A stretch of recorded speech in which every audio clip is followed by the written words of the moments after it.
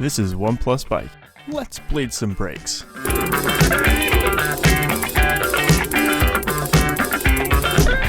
Make sure you have the correct adapters for your brakes in whatever kit you buy.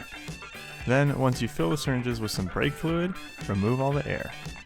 I always start at the rear caliper. I remove the bleed port screw, take the syringe that has more fluid in it, and I attach it with the clip closed. Then I move to the brake lever. Remove the bleed port screw there, attach your adapter, and that syringe should have a little bit of brake fluid in it just to make sure you don't get any air in the line. Compress the lever with a strap provided in the kit, or you can use a rubber band. Unclip the line at the rear caliper. Before you push any fluid through, remove the strap from the lever. Push some fluid through and you'll most likely have all the air out of that rear caliper.